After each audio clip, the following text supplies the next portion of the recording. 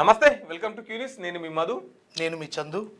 Right, ఇక తెలంగాణలో రేవంత్ రెడ్డి గారి ప్రసంగాలు వినక కొన్ని రోజులు నడుస్తున్నాము. నిన్న మరోసారి అక్రమంగా ఆస్తులు సంపాదించిన వాళ్ళు వాళ్ళే టైటిల్స్ ఇచ్చేసుకుంటున్నారని చెప్పేసి మళ్ళీ మాజీ ముఖ్యమంత్రి మీద మాట్లాడినటువంటి పరిస్థితి. ఇక మేడారం ప్రజలంతా తిరుగుబాట బట్టి ఎవరి ఇళ్లకు వారు చేరుకుంటున్నారు. అక్కడ పెద్ద ఎత్తున అక్కడ ఉన్నటువంటి మురికి, తర్వాత ఆ ప్లాస్టిక్ అదంతా ఏరివేసే దిశగా అక్కడ పనులు జరుగుతూ ఉన్నాయి. మిత్రులారా, ఇలా ఉన్నాయి తెలంగాణలో రాజకీయ పరిస్థితులు. రైట్, ఇక మున్సిపల్ ఎన్నికలకు సంబంధించి ఈరోజే విత్డ్రాలకి చివరి తేదీ. ఈరోజే విత్డ్రాలకు చివరి తేదీ కాబట్టి అందరూ బుచ్చగింపులలో ఉన్నారు. ఎవరైతే రెబల్గా నామినేషన్ దాఖలాలు చేసిరో వాళ్ళను వాళ్ళ పార్టీలో తీసుకునేటందుకు, వాళ్ళ నామినేషన్ విత్డ్రా చేపించేటందుకు వాళ్ళను బుచ్చగించే పనిలో ఉన్నారు. అందరూ ఆల్రెడీ ప్రచారాలు కూడా స్టార్ట్ చేసినటువంటి పరిస్థితి. రైట్, మన మార్నింగ్ న్యూస్ చూసే మిత్రులు ఒకసారి మన వీడియోకి లైక్ చేయండి, షేర్ చేయండి, మీ అభిప్రాయాన్ని కామెంట్ చేయండి మిత్రులారా. ఇక మార్నింగ్ న్యూస్లోకి వెళ్దాం. ముందుగా దిశాపత్రిక.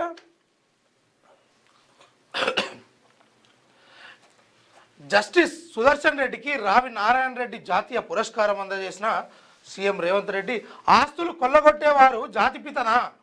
రూపాయలు 1000 కోట్లు సంపాదించుకున్న వాళ్ళు ఉద్యమకారులా? కోదండరాంను అరెస్టు చేసినప్పుడు ఉద్యమకారులు గుర్తుకు రాలేదా? తెలంగాణ కోసం రావి నారాయణ రెడ్డి సర్వం కోల్పోయారు. తప్పు చేస్తే ఎవరైనా విచారణను ఎదుర్కోవాల్సిందే. రావి నారాయణ రెడ్డి జాతీయ పురస్కార ప్రధానోత్సవంలో సీఎం రేవంత్ జస్టిస్ సుదర్శన్ రెడ్డికి పురస్కారం ప్రదానం. ఇక ఆస్తులు కొల్లగొట్టేవారు జాతిపిత ఎలా అవుతారని సీఎం రేవంత్ రెడ్డి అన్నారు. 1000 కోట్లు సంపాదించుకున్న వాళ్ళు ఉద్యమకారులైతే రాష్ట్ర సాధన కోసం ఉద్యమకారులందరినీ ఏకతాటిపై తీసుకొచ్చి ప్రొఫెసర్ కోదండరాం ఉద్యమకారుడు కాదా అని ప్రశ్నించారు. తప్పు చేస్తే ఎంతటి వారైనా విచారణ ఎదుర్కోక తప్పదని ముఖ్యమంత్రి రేవంత్ రెడ్డి స్పష్టం చేశారు. హైదరాబాద్ బంజారాహిల్స్లోని రావి నారాయణ రెడ్డి ఆడిటోరియంలో చాడా వెంకటరెడ్డి అధ్యక్షతన జరిగిన రావి నారాయణ రెడ్డి జాతీయ పురస్కార ప్రధానోత్సవ కార్యక్రమానికి ఆయన ముఖ్య అతిథిగా హాజరయ్యారు. ఈ సందర్భంగా జస్టిస్ బి సుదర్శన్ రెడ్డికి పురస్కారాన్ని ప్రదానం చేశారు. సీఎం మాట్లాడుతూ తెలంగాణ కోసం సర్వం కోల్పోయిన వాళ్ళు వీళ్ళు ఉద్యమకారులు కాదు అని కేసీఆర్ అంటాడు. కానీ ఆయన ఎట్లా కోట్లు సంపాదించుకున్నాడు, ఆయన ఎట్లా ఉద్యమకారుడు ఎట్లయితాడు, జాతిపిత ఎట్లయితాడు అని అంటుడు. మున్సిపల్ ఎన్నికల్లో గెలుపు మనదే, మంచి మెజార్టీతో గెలుస్తున్నట్టు సర్వేలు చెబుతున్నాయి. ఎన్నికల కమిటీ జూమ్ మీటింగ్లో CM Revanth TPCC screening committee జాబితాకు ఆమోదం. నేడు నామినేషన్ల ఉపసంహరణ. 14 వరకు మేయర్, చైర్మన్ అభ్యర్థుల వివరాలు ఇవ్వండి అని ఈసీ ప్రకటించినట్టుగా తెలుస్తూ ఉంది. ఇక తెలంగాణ రాష్ట్రంలో ఈరోజు ఏదైతే ఉపసంహరణ ఈ మున్సిపాలిటీ కార్పొరేషన్లకు సంబంధించినటువంటి ఎలక్షన్లు జరుగుతున్న సందర్భంగా ఈరోజు ఎవరైనా ఉపసంహరణ చేసుకోవాలనుకుంటే, విత్డ్రాల్ పెట్టుకోవాలనుకుంటే ఇవాళ చివరి తేదీ. ఇక ఈరోజు అయిపోయిన తర్వాత తుది జాబితా ఎవరెవరు పోటీలు ఉన్నారు, ఎవరెవరు ఏం కథ అనేది మొత్తానికి ఈరోజు సాయంత్రం కల్లా తేలిపోనుంది. రేపు దీనికి సంబంధించిన ఫుల్ డీటెయిల్స్ రాబోతూ ఉన్నాయి. ఇప్పటికే భుజగుంపుల కార్యక్రమాలు మొదలైపోయినాయి. రెబల్గా ఉన్నోళ్ళు కావచ్చు, లేకపోతే ఇతరులందరినీ వాళ్ళ ఆధీనంలోకి తీసుకొని ఇక మనమే గెలుస్తున్నామని చెప్పకపోతే మనం ఓడిపోతున్నాము, ఫలానా దగ్గర మనోళ్ళు తక్కువ ఉన్నారు అని చెప్పరు కదా. ఎవరైనా ఏ రాజకీయ పార్టీ అయినా కానీ మనమే గెలుస్తున్నామని చెప్తారు. 10 ఓట్లు పడిన వాళ్ళు కూడా మేమే గెలుస్తున్నాము, జర్రా ఒక 2900 ఓట్లల్లా తక్కువనే, అంతేగాని మనకు 3000 ఓట్లకు 2900 ఓట్లే తక్కువనే అని వాళ్ళని చెప్పరు కదా. అందుకోసం మేమే గెలుస్తున్నామని రేవంత్ రెడ్డి గారు అంటా ఉన్నారు. వాళ్ళ జూమ్ మీటింగ్లో మాట్లాడిరట. నెక్స్ట్, మంత్రులకు పదవీ గండం. మున్సిపల్ ఎన్నికల్లో ఫలితాలు తలకిందులైతే అంతే సంగతులు. అదే వారి పనితీరుకు ప్రోగ్రెస్ రిపోర్టు. అందుకే షెడ్యూల్ వచ్చిన తెల్లారి నుంచే పర్యటనలు, పార్టీ విజయం కోసం తీవ్ర ప్రయత్నాలు. మున్సిపల్ ఎన్నికలు రాష్ట్ర మంత్రులకు పెద్ద సవాలుగా మారాయి. జిల్లా ఇన్ఛార్జి మంత్రులకు నియోజకవర్గాల్లో పార్టీ గెలుపు బాధ్యతలను అధిష్టానం అప్పగించింది. ఆశించిన స్థాయిలో ఫలితాలు రాకపోతే సదరు మంత్రుల ప్రోగ్రెస్ రిపోర్టులో మైనస్ మార్కులు పడతాయని ప్రచారం జరుగుతోంది. ఆ ప్రభావం భవిష్యత్తులో జరగనున్న కేబినెట్ ప్రక్షాళన మీద ఉంటుందనే చర్చ పార్టీ వర్గాల్లో ఉన్నది. ఈ విషయం గ్రహించిన మంత్రులు ఎన్నికల షెడ్యూల్ వచ్చిన తెల్లారి నుంచే తమకు అప్పగించిన నియోజకవర్గాల్లో పర్యటిస్తున్నారు. అటు ఎమ్మెల్యేలు ఇటు లీడర్లను సమన్వయం చేస్తూ పార్టీ విజయం కోసం పనిచేయాలని కోరుతున్నారు. మంత్రులకు డబుల్ టాస్క్. మున్సిపల్ ఎన్నికల ఇన్ఛార్జీలుగా ఒక్కో పార్లమెంటు సెగ్మెంట్కు ఒక్కో మంత్రిని నియమించారు. ఆ సెగ్మెంట్ పరిధిలోని మున్సిపాలిటీలు, కార్పొరేషన్లలో పార్టీ అభ్యర్థులను గెలిపించే బాధ్యత మంత్రులదే. వీరంతా ఎన్నికలు ముగిసే వరకు అక్కడే ఉంటూ అభ్యర్థుల ఎంపిక, ఎన్నికల ప్రచార బాధ్యతలను చూసుకోవాల్సి ఉంది. అలాగే అక్కడ పార్టీకి కావాల్సిన సహాయ సహకారాలు అందించాలి. ఒక రకంగా ఆ పార్లమెంటు నియోజకవర్గంలోని మున్సిపాలిటీలు, కార్పొరేషన్ల గెలుపు ఓటములకు మంత్రులే బాధ్యత వహించాల్సి ఉంటుంది. అలాగే సొంత నియోజకవర్గంలోని మున్సిపాలిటీలు, కార్పొరేషన్లో పార్టీ అభ్యర్థులను గెలిపించుకునేందుకు ఫోకస్ పెట్టాలి. లేకపోతే సొంత నియోజకవర్గంలో మంత్రికి పట్టులేదని విమర్శలు ఎదుర్కోవాల్సి ఉంటుంది.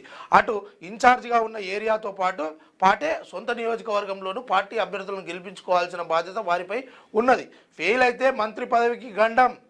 కాంగ్రెస్ అధికారంలోకి వచ్చాక పార్టీ గుర్తులతో జరుగుతున్న మొదటి ఎన్నికలు కావడంతో ఛాలెంజ్గా తీసుకున్న ఏఐసిసి మెజార్టీ మున్సిపాలిటీలను సొంతం చేసుకోవాలని రాష్ట్ర నాయకత్వానికి టార్గెట్ విధించింది. అందుకోసం మంత్రులకు ఇన్ఛార్జి బాధ్యతలు అప్పగించినట్లు తెలుస్తున్నది. ఈ ఎన్నికలు మంత్రుల పనితీరుకు నిదర్శనమని ఆశించిన స్థాయిలో ఈ విషయం మొత్తానికైతే రాసుకొచ్చారు. ఇక మన సారు సీఎం రేవంత్ రెడ్డి గారు మొన్నటిదాకా విద్యార్థిగా ఉండి ఆడ కెనడీ హార్వర్డ్లో ఏదైతే నేర్చుకొని వచ్చిండో, ఇప్పుడు వీళ్ళకు కూడా ఆయనకు పట్టా ఏదైతే పొందిండో వీళ్ళు కూడా మరి వీళ్ళ పనితీరులో వీళ్ళకు ఎన్ని మార్కులు వస్తాయి ఏందనేది ప్రోగ్రెస్ రిపోర్టు అదే విధంగా ఉంటుందట. ఇక వీళ్ళు ఎవరైనా వీళ్ళ నియోజకవర్గాల్లో కావచ్చు, వీళ్ళు నియమించుకున్నటువంటి ఆ మున్సిపల్ కార్పొరేషన్ ఆ ఎన్నికల పర్వంలో కావచ్చు, అక్కడ వీళ్ళు నియమించుకొని వీళ్ళు బాధ్యత వహిస్తున్నటువంటి దాంట్లో వీళ్ళు పోటీ చేయకపోతే, అంటే ఆ పోటీ వీళ్ళ బాధ్యత వహిస్తున్న దాంట్లో వీళ్ళ అభ్యర్థుల వలన ఓడిపోతే, వీళ్ళు కైవసం చేసుకోకపోతే ఇక వీళ్ళదే బాధ్యత, మంత్రులకు పదవి గండమని ఒక హెడ్లైన్ తీసుకొచ్చి చెప్పే ముచ్చట అయితే రాసిరు. ఎవరి పంతం వారిదే. కాంగ్రెస్లో వలస ఎమ్మెల్యేలు ఇన్ఛార్జీల మధ్య ఆధిపత్య పోరు. 5 నియోజకవర్గాల్లో టికెట్ల పంచాయతీ. ఇక ఒకరిద్దరు ఉన్న కాడనే పంచాయతీ ఉంది, ఇంతమంది ఉన్న కాడ పంచాయకపోతే ఏమవుతుంది? ఫస్ట్ మళ్ళీ కాంగ్రెస్ అంటే ఇక ఎన్ని ఉంటాయో ఈ ప్రజలందరికీ తెలుసు. అందుకోసము వాళ్ళ పంచాయతీలు వాళ్ళకు ఉన్నాయి. ప్రజలైతే జర ఏడ కార్యకర్తలు ఈ 10 రోజుల ఓట్ల పండుగ అయిపోగానే మళ్ళా అందరూ ఒక తాటిపైకి వస్తారు. కాబట్టి ఇప్పుడు పంచాయతీ పెట్టుకోకుర్రి, ఏదేమవుతుంది ఏంది అనేది చూద్దాం. ఇక రైట్. లోక్సభలో మాట్లాడుతున్న రాహుల్ గాంధీ బోర్డర్లో చైనా ట్యాంకులు, మాజీ ఆర్మీ చీఫ్ అప్రచురిత పుస్తకంలోని పదాలపై లోక్సభలో రాహుల్ గాంధీ ప్రస్తావన. రాష్ట్రపతి ప్రసంగానికి ధన్యవాద తీర్మానం వేల గందరగోళం. ప్రతిపక్ష నేతను అడ్డుకున్న రక్షణ మంత్రి రాజ్నాథ్ సింగ్. వెనక్కి తగ్గని రాహుల్, లోక్సభ నేటికి వాయిదా. అయితే మాజీ ఆర్మీ చీఫ్ అప్రచురిత పుస్తకంలోని కొన్ని పదాల్ని రాహుల్ గాంధీ ప్రస్తావించాడు. మిగతా వాళ్ళు ఏమంటున్నారంటే రాజ్నాథ్ సింగ్ కేంద్ర మంత్రి వీళ్ళంతా ఏమంటున్నారంటే, ఆ పుస్తకం ఇంకా రిలీజ్ కాలేదు, నువ్వు అందులో ఉన్న పదాలని ఎట్లా చదవద్దు కదా అని చెప్పేసి కేంద్ర మంత్రి మాట్లాడుతున్నారు. కేంద్ర మంత్రి మాట్లాడుతుంటే రాహుల్ గాంధీ అయినా కూడా తగ్గలేదు. ఈ పుస్తకాన్ని అడ్డుపడేది బీజేపీ వాళ్ళు అని చెప్పేసి మళ్ళొక్కసారి మాట్లాడాడు.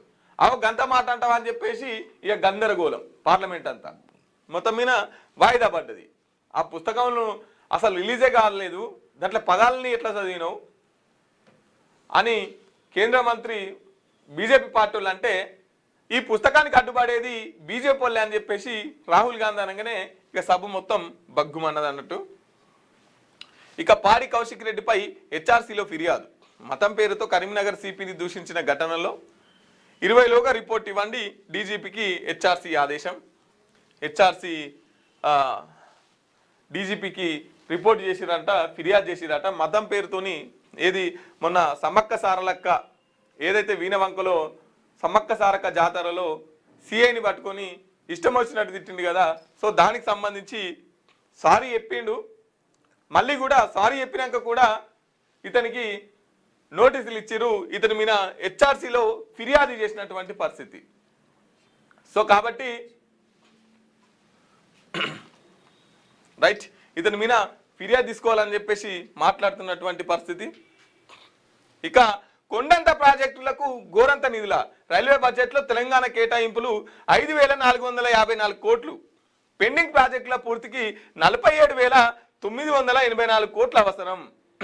ఈ ప్రాజెక్టుకి, ఈ పెండింగ్ ప్రాజెక్టుకి దగ్గర 50,000 కోట్ల అవసరం. 50,000 కోట్ల అవసరం అయితే వీళ్ళు ఇచ్చింది ఎంత అండి? 5,000 కోట్లు. ఇట్లుంటది కేంద్ర సర్కార్ తీరు. కాబట్టి కొండంత ప్రాజెక్టులకు గోరంత నిధులు ఇస్తున్నటువంటి పరిస్థితి ఈ బీజేపీ వాళ్ళది, ఈ కేంద్ర సర్కార్. రైట్. ఇక మళ్ళీ ఉద్యమ రోజులు గుర్తుకొస్తున్నాయి. కేసీఆర్ విచారణ టైంలో బీఆర్ఎస్ నిరసనలు మిన్నంటాయి. మా కార్యకర్తలను తట్టి లేపే సీఎం రేవంత్ కు థ్యాంక్స్ అని చెప్తున్నాడు. కాంగ్రెస్ పార్టీవి divert politics. Media chit chat లో బీఆర్ఎస్ వర్కింగ్ ప్రెసిడెంట్ కేటీఆర్ రాచరిక పొగళ్ళు మార్చుకోవాలి, లేదంటే బీఆర్ఎస్ ను ఎవళ్ళు కాపాడలేదని చెప్పేసి కౌంటర్ వేస్తున్నారు. వీళ్ళకి ఎవరో కౌంటర్ వేయాల్సిన అవసరం లేదు, వీళ్ళే కౌంటర్ వేసుకుంటున్నారు. మళ్ళీ ఉద్యమ రోజులు గుర్తుకొచ్చినాయి. ఇవి గుర్తుకొచ్చినందుకు, గుర్తు చేసినందుకు రేవంత్ రెడ్డికి థ్యాంక్స్ చెప్తున్నాడు. ఎవరు? రేవంత్ రెడ్డి గారు. ఏమనంటే, మా కార్యకర్తలను తట్టిలేపిన మీరు చాలా కృతజ్ఞతలు అండి అంటే, అటు నుంచి కౌంటర్ ఎవరేయాలి?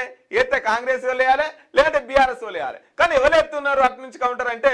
సొంత చెల్లె ఎత్తున్నది. ఇక కేసీఆర్ నీ అహంకారం, సారీ కేటీఆర్ నీ అహంకారం, నీ పద్ధతి కనుక మార్చుకోకపోతే బీఆర్ఎస్ పార్టీ బొందల పడ్డట్టే.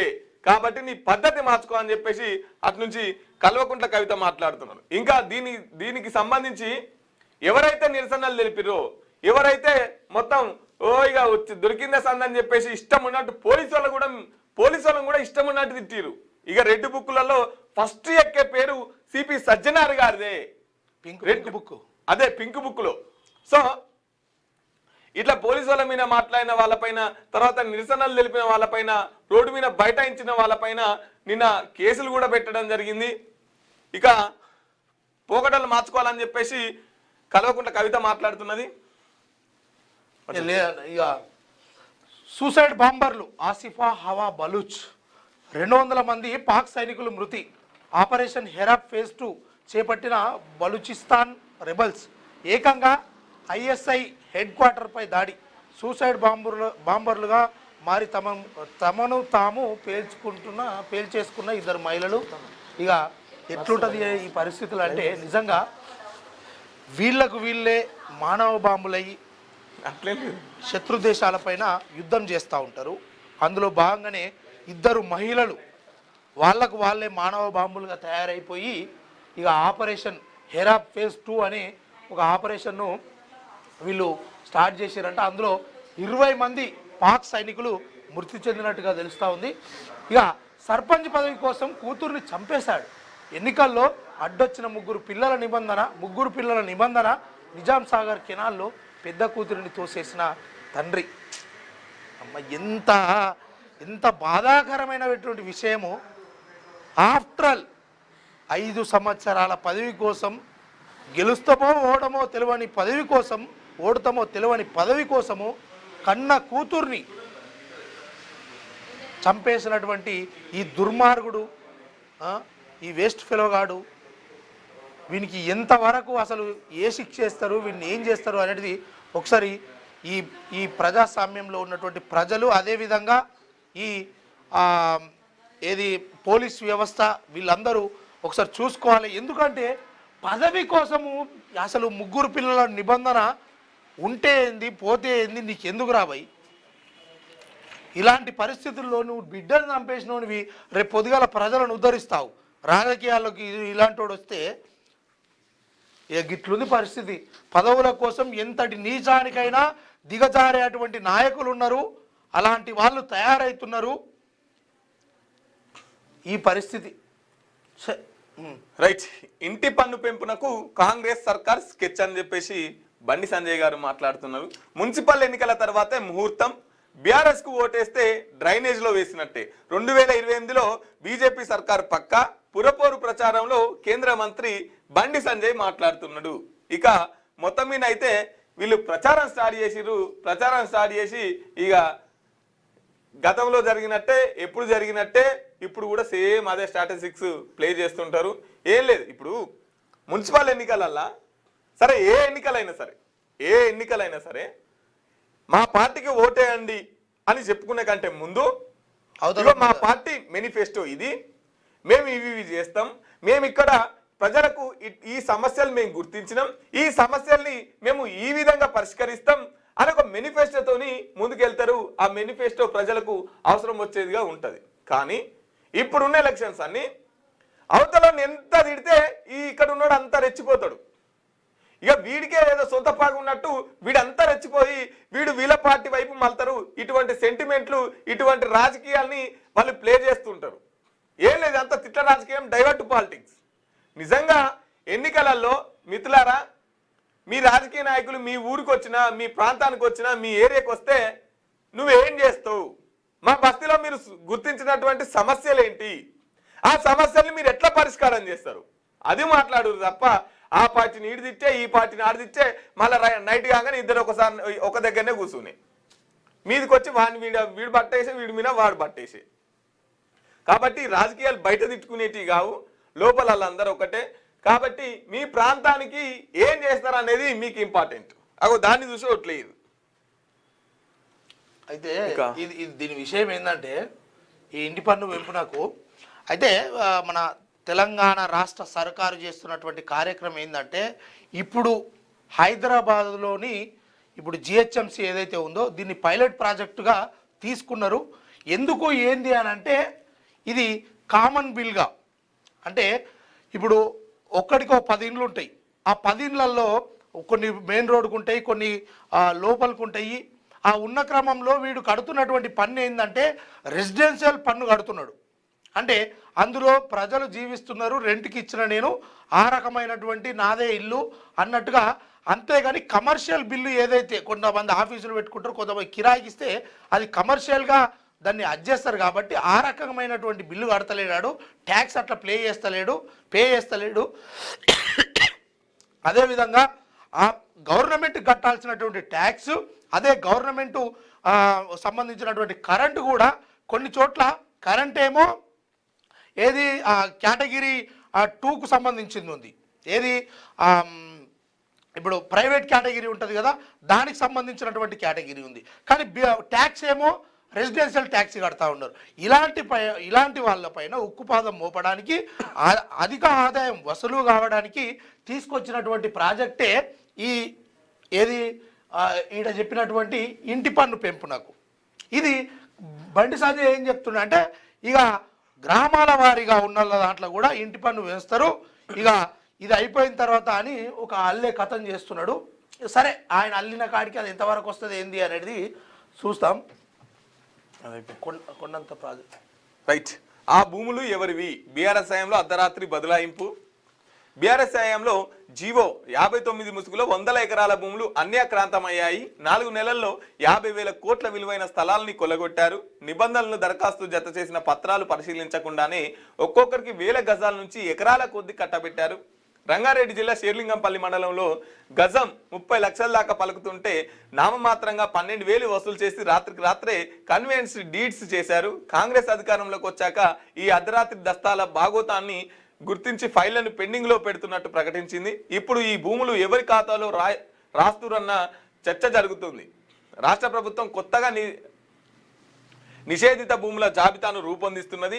ఈ క్రమంలో పెండింగ్ లో పెట్టిన, రిజెక్ట్ చేసిన ఫైళ్లలో పేర్కొన్న భూములని ప్రభుత్వ ఖాతాలో రాయాలి. నిజాయితీగా రెగ్యులైజ్ చేయించుకున్న ల్యాండ్ పిఓపి జాబితా నుంచి తొలగించాలి. అయితే ఈ వ్యవహారంలో రెవెన్యూ అధికారుల పాత్ర అనుమానాలకు దారితీస్తున్నది. అక్రమ క్రమబద్ధీకరణ తతంగాన్ని సీరియస్ గా తీసుకోకపోతే మరోసారి క్రయ విక్రయాలు జరిగే అవకాశం ఉన్నది. మిగిలిందైనా కాపాడాలి. సర్వే నెంబర్ల వారీగా పక్కా లెక్కలు తీసి మిగిలిన భూమిని కాపాడడంతోనూ అధికారుల నిర్లక్ష్యం స్పష్టంగా కనిపిస్తున్నది. జీవోలు 58, 59, 161 ఆధారంగా రెగ్యులరైజ్ చేసిన అని చెప్పేసి ఒక వార్త వచ్చింది. ఏంటంటే ఇది బీఆర్ఎస్ హయాంలో అర్ధరాత్రి 1000 ఎకరాలు, సుమారు 50 కోట్ల విలువ గల భూమి అన్యాక్రాంతమవుతున్నాయట. అర్ధరాత్రి ఎవరి పేరు మీదకి వాడితే వాళ్ళ పేరు మీదకి మారిపోతున్నాయట. మరి బీఆర్ఎస్ హయాంలో జరిగిన దాన్ని ఈ కాంగ్రెస్ వాళ్ళు వచ్చి ఏమైనా కట్టడి చేస్తారా అంటే వీళ్ళు నమో నారాయణ అన్నట్టు సప్పుడు ఎక్కుకుంటున్నారట. దీన్ని నిజాయితీగా, ఇది గవర్నమెంట్ భూమి, నిజాయితీగా కాపాడాలని చెప్పేసి ఒక వార్త రాసుకొచ్చినటువంటి పరిస్థితి. ఇక రాష్ట్రంలో కామన్ బిల్ ముంబై బెంగళూరు తరహాలో నీళ్లు కరెంటు ప్రాపర్టీ ట్యాక్స్ అనుసంధానం ఆదాయం పెంపే లక్ష్యంగా చర్యలు 15 రోజుల్లో పూర్తి చేయాలని జిహెచ్ఎంసీ కమిషనర్ కర్నల్ ఆదేశాలు. అయితే దీనికి సంబంధించింది ఇప్పటిదాకానే ఆయన ఆ రకంగా మాట్లాడుతూ ఉన్నాడు కదా. వీళ్ళు ఏమంటారు అంటే తెలంగాణ రాష్ట్రంలో సీఎం రేవంత్ రెడ్డి తీసుకున్నటువంటి నిర్ణయం ఏంటంటే ఆదాయం పడిపోతూ ఉన్నది, చాలామంది ట్యాక్సులు ఎగ్గొడతా ఉన్నారు. ఎగ్గొట్టే కారణంగా కొంతమంది వాళ్ళు అంటే ఏమంటారు కమర్షియల్గా ఇచ్చినటువంటి వాళ్ళ ఇండ్లను కావచ్చు లేకపోతే వాళ్ళ ప్రాపర్టీస్కి వాళ్ళు రెసిడెన్షియల్ ట్యాక్స్ పే చేస్తున్నారు. దీనికి సంబంధించి నీళ్లు కావచ్చు కరెంటు కావచ్చు ఆ ట్యాక్స్ విషయంలో ఆధార్ కార్డు అదేవిధంగా ఒక నెంబర్ కూడా వాళ్ళకు పర్సనల్గా ఉండేటట్టు వాళ్ళ నెంబర్ను కూడా దీనికి జోడించి ఒక యాప్ ద్వారా దీన్ని తీసుకొచ్చి ఆ రకంగా ట్యాక్స్ పే చేసే విధంగా చూడాలని చెప్పేసి వీళ్ళు ఒక జిహెచ్ఎంసీలో ఒక పైలట్ ప్రాజెక్ట్ని అయితే తీసుకొచ్చారు. ఇక భారత్పై సుంకాలు తగ్గింపు ఇరు దేశాల నడుమ కుదిరిన ట్రేడ్ డీల్.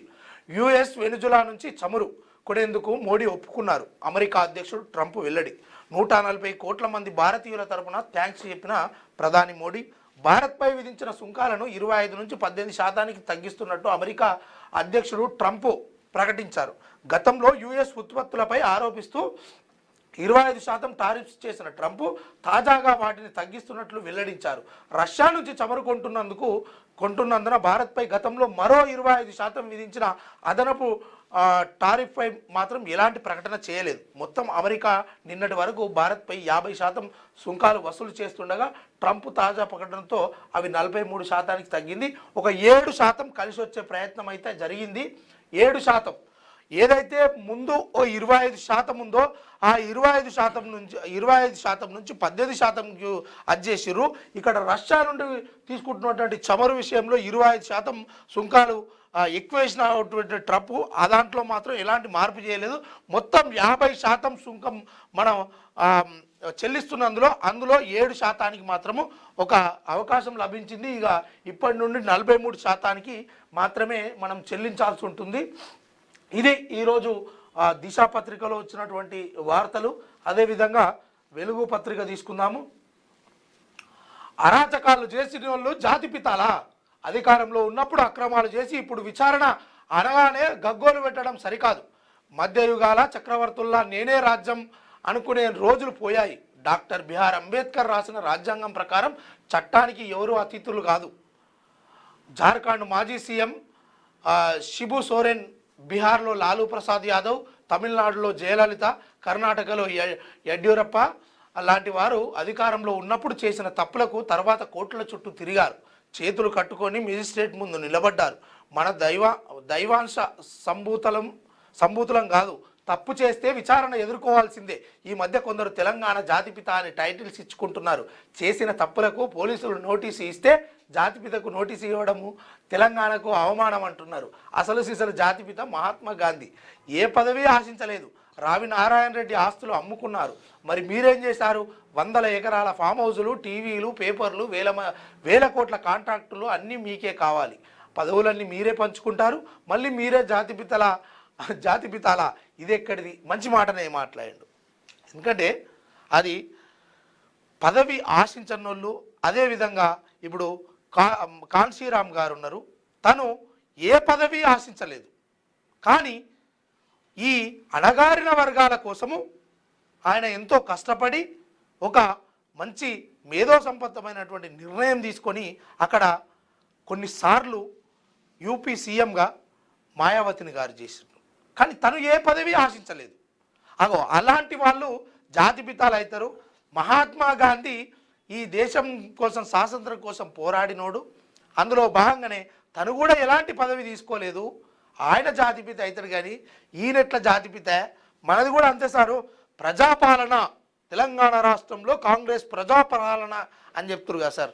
ప్రజాపాలన ఇది కూడా కాదు సార్. ఎందుకంటే ఇప్పుడు మనం బిరుదు కితాబు ఇది ఇచ్చుకుంటే అవుతుందా? కాదు కదా. అందుకోసము వాళ్ళని అనే ముందు మనం కూడా తెచ్చుకోవాలి. ఇది ప్రజాపాలన కాదు, కాంగ్రెస్ పాలన. ఇది కాంగ్రెస్ పాలనలో ఎన్ని ఉంటాయి ఏంది అనేది ప్రజలకు తెలియదా? ఇప్పటి వరకు వాళ్ళకు తెలియదా? నేరం చేసిన వాళ్ళు విచారణకు ఎదుర్కోవాలి. అధికారంలో ఉన్నప్పుడు అక్రమాలు చేసి విచారణ అనగానే గగ్గోలు పెడతారా? బీఆర్ఎస్ చీఫ్ కేసీఆర్పై సీఎం రేవంత్ రెడ్డిపై నువ్వు అన్నిసార్లు అవుతున్నావు సార్, నీ మీద ఒక్కసారి కూడా ఆయన నోరు తెరుస్తలేడు. అది ఏందో మరి మీ ఇద్దరి మధ్య ఒప్పందమా, లేకపోతే ఆయన ఇంకేదైనా స్ట్రాటజీ ఫాలో అవుతుండా ఏంది అన్న విషయం. నిన్నైతే ఆయన ఇంకా సీఎంగా చూస్తలేడు.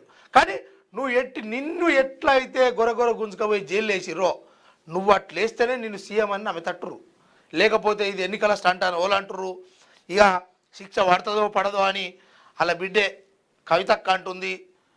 అదేవిధంగా ఈ కొరివి దయాలను ఎప్పుడు కథం పట్టించడం అని అటు రమ్యారావు అంటుర్రు. ఇక మరి మీరే చూసుకోవాలి ఇదంతా. మిమ్మల్ని సీఎంగా గుర్తించాలంటే 100% మీరు ఆ తప్పుల తడాకను, వాళ్ళు చేసిన అక్రమాలను తొందరగా ఈ ప్రజల డొమైన్లో పెట్టి వాళ్ళకి శిక్ష పడేటట్టు చేస్తే అప్పుడు నువ్వు సీఎం అని వాళ్ళు అనుకుంటారు. వాళ్ళని నమ్మేటోళ్ళు కూడా కొందరు అనుకుంటారు. అది అప్పటిదాకానైతే అనుకునే పరిస్థితి లేదు సార్. మరి ఇక కొందరు మధ్యయుగాల చక్రవర్తుల్లా ఫీల్ అవుతున్నారు. పదవులన్నీ అనుభవించిన వాళ్ళు జాతిపితలు ఎలా అవుతారు? స్వయం ప్రకటిత జాతిపితలకు రోజులు వెళ్ళినాయి. ఫామ్ హౌస్లో 1000 కోట్ల ఆస్తులు కూడబెట్టిన వాళ్ళు కాదు, సర్వం త్యాగం చేసిన వాళ్ళే నిజమైన నాయకులు. కోదండరాం ఇంటి తలుపులు బద్దలు కొట్టినప్పుడు ఉద్యమకారులు గుర్తుకు రాలేదా? నువ్వేం చెప్తున్నావు? కోదండరాం నీ పార్టీ కోసం సర్వం త్యాగం చేసినట్టు ఆయన పార్టీ పెట్టి నీ వెనకాల తిరిగినోడు. ఇవాళ మొన్న నీ మీదనే ఆయనే ఇది కాంగ్రెస్ది సరైన పాలన కాదు, ఇది మమ్మల్ని పట్టించుకుంటలేదు, అటు ప్రజలను పట్టించుకుంటలేదు, మేము కూడా ఈ ఎన్నికల పోటీ చేస్తామని మొన్ననే చెప్పిండు ఆయన. ఇక గారకంగా ఉన్నది. నిన్నైతే తెలంగాణలో ప్రస్తుతము మనోళ్ళు, మన కాంగ్రెస్ వాళ్ళు మాత్రమే అటు మీరు సీఎం అనుకుంటారు, అటు మా బీఆర్ఎస్ వాళ్ళు మాత్రము సీఎం అనుకుంటలేరు, ఇటు ఈ నేతలు కూడా అనుకుంటలేరు. మరి అనుకోవాలంటే ఏం చేయాలనేది చెప్పినా కదా ఇప్పటిదాకానే. నిన్నెట్లయితే పెళ్లిళ్ళకి తీసుకోయి గొర్రె తీసుకోయి జైలు వేసిర్రో, నీ తప్పుల తడాక చూపించారో వాళ్ళకు కూడా నువ్వు చూపిస్తేనే అది కరెక్ట్. నిన్న అప్పుడు అనుకుంటారు. ఇక మున్సిపల్ ఎన్నికల్లో విజయం మనదే, సమన్వయంతో ముందుకెళ్ళండి, రెబల్స్ లేకుండా చూసుకోండి. మంత్రులకు సీఎం రేవంత్ రెడ్డి దిశానిర్దేశం. టికెట్ రికమెండ్ చేసిన వాళ్ళు గెలిపించే బాధ్యత కూడా తీసుకోవాలి. ప్రతి డివిజన్లో లోకల్ మేనిఫెస్టో రెడీ చేయాలని ఆదేశం. నేడు సీఎం క్యాంపు ఆఫీసులో పీసీసీ చీఫ్ మంత్రులతో రేవంత్ రెడ్డి భేటీ అంటూ. అయితే ఇక్కడ చెప్తున్నారు కదా సార్, మీరు టికెట్ రికమెండర్లు మీ దాంట్లో జరుగుతాయి, సీల్డ్ కవర్లు వస్తాయి. మరి చెప్తావు కదా సారు, కష్టపడిన వాళ్ళకు, పార్టీ కోసం చాలా కాలం కష్టపడుతున్న వాళ్ళకు, సర్వం త్యాగం చేసిన వాళ్ళకి టికెట్, మరి రికమెండేషన్ ఎందుకే? ఆ రకంగా జరగాలి కదా. రికమెండేషన్ తోటి టికెట్లు ఇప్పిస్తే మీరే గెలిపించుకోవాలంటే రికమెండేషన్ ఉండవద్దు కదా. మీరు ఆలోచించుకోవాలి. ఆ పదం మాట్లాడేటప్పుడు వాడేటప్పుడు ఆలోచించుకోవాలి. అది పైశాచిక ఆనందం కోసమే, పైశాచిక ఆనందం కోసమే కేసీఆర్ ఎంక్వైరీ, సీఎం రేవంత్ నిప్పుతో చెలగాట మాడుతున్నారు కేటీఆర్. ఇవన్నీ డైలాగులు మంచిగా ఉంటాయి సార్. మనకు కేసీఆర్ను ముట్టుకుంటే తెలంగాణ ఆత్మగౌరవాన్ని ముట్టుకున్నట్టే. ఢిల్లీకి 60 సార్లు పోయి కేసుల మాఫీ కోసం కాలు పట్టుకున్నావు. సజ్జనర్ జడ్జి కాదు, లీకులు ఇస్తే సహించేది లేదని కామెంట్ బాగా చేస్తారు. వీళ్ళు మొత్తం తెలంగాణ రాష్ట్రంలో ఒక స్టంట్ నడుస్తూ ఉంది. ఆత్మగౌరవమైన ప్రజల మీద ఎవరి మేధో సంపత్తమైనటువంటి ఎత్తుగడలు వాళ్ళు వేస్తూ ఉన్నారు. కానీ ఎప్పటికీ ఇక్కడ బలవుతున్న వాళ్ళు కార్యకర్తలు, అదేవిధంగా మాకేం సంబంధం లేదు రాజకీయంతో అని చెప్పేసి భావిస్తున్నటువంటి కొంతమంది మేధావులు, కొంతమంది ప్రజలు, వీళ్ళు కూడా చాలా ఇబ్బందుల పాలవుతున్నారు. కానీ వీళ్ళైతే నిత్యం చేసాం కట్టి ఓ డ్రామా ప్లే చేస్తూ ఉన్నారు. ఈ డ్రామాలో మరి ఎక్కడికి పోయి ఎక్కడికి వస్తుంది అంటే ఇది 100% ప్రజల మీద పడే ఒక భారమే. వీళ్ళు ఓ నిత్యం ఓ డ్రామా ఒక ఏషం కట్టి ప్రజల ముందు మాటల యుద్ధం జరుపుకుంటారు. కానీ నిజమైన యుద్ధాలు ప్రజల మధ్యలోనే జరుగుతున్నాయి. అవి గ్రహించుకోవాలి ఎట్టి పరిస్థితుల్లో మీరు.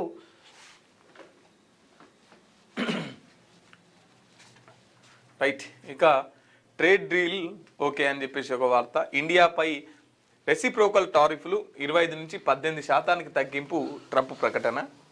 భారత్లో ట్రేడ్ డీల్కు అమెరికా అధ్యక్షుడు డొనాల్డ్ ట్రంప్ ఒప్పుకున్నారు. ఇండియాపై ప్రస్తుతం ఉన్న రెసిప్రోకల్ టారిఫ్లను 25 నుంచి 18% తగ్గించాలని నిర్ణయించామని ఆయన తెలిపారు. ఈ విషయాన్ని ట్రంప్ తన ట్రూత్ సోషల్ మీడియాలో పోస్ట్ చేశారు. భారత ప్రధాని నరేంద్ర మోదీతో ఉన్న స్నేహం, ఆయనపై ఉన్న గౌరవం కారణంగా ఇండియాతో ట్రేడ్ డీల్కు మేము ఒప్పుకున్నాం. అందుకోసం మోదీ నాకు రిక్వెస్ట్ చేశారు. ఈ నేపథ్యంలో ఇండియాపై రెసిప్రోకల్ టారిఫ్లను 25% నుంచి 18% తగ్గించాం. అలాగే రష్యా నుంచి చమురు కొనుగోలు ఆపివేయడానికి భారత్ ఒప్పుకుంది. బదులుగా మా దగ్గరే వెనిజులా చమురును ఇండియా కొనుగోలు చేస్తుంది అని ట్రంప్ పోస్ట్ చేశారు. ఇది అసలు సంగతి. ఎందుకు టారిఫ్లు తగ్గిస్తున్నాడు అనేది ఇది అసలు సంగతి.